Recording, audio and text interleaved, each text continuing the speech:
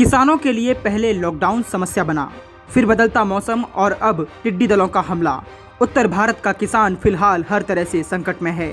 मौसम की मार के बाद जो फसलें बचती हैं उन पर कीट पतंगों का हमला होना किसान के लिए बड़ी परेशानी का सबब है।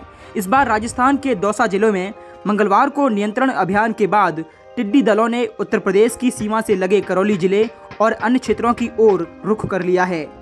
मध्य प्रदेश में कई जगह टिड्डी दलों के हमले के बाद उनके महाराष्ट्र के नागपुर और वर्धा जिलों तक पहुंचने की सूचना है।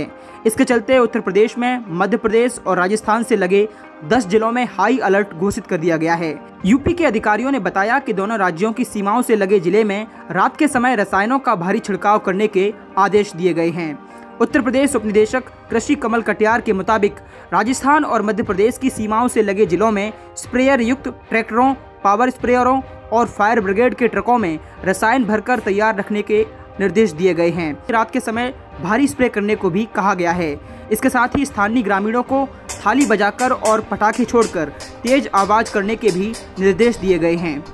कटियार ने बताया कि झांसी के जंगल में रविवार को टिड्डी दलों का समूह देखा गया, जिसे राज्य और केंद्र की टीमों ने मिलकर रसायनों के छिड़काव से 40% तक खत्म कर दिया है। हवा की दिशा के चलते इस टिड्डी दल ने महोबा जिले में प्रवेश की आशंका है।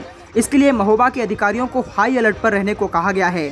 झांसी में टिड्डी दल ने करीब 25 हेक्टेयर क्षेत्र में सब्जियों को भारी नुकसान पहुंचाया है।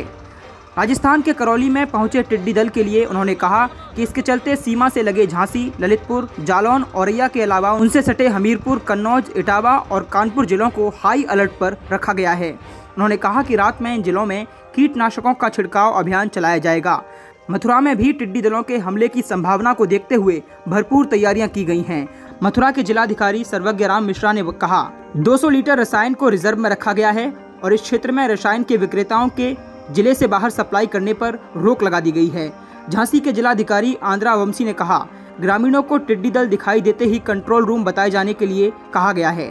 फायर ब्रिगेड को आपातकालीन हालात के लिए रसायनों से भरे ट्रक रखने को कहा गया है। गौरतलब है कि मध्य प्रदेश के सीहोर जिले के बुधनी और नसरुल्लागंज क्षेत्रों में किसानों ने मंगलवार को टिड्डी दलों को भगाने के लिए थालियां बजाईं। इसके अलावा पेड़ों और फसलों पर कीटनाशकों का भी छिड़काव किया गया।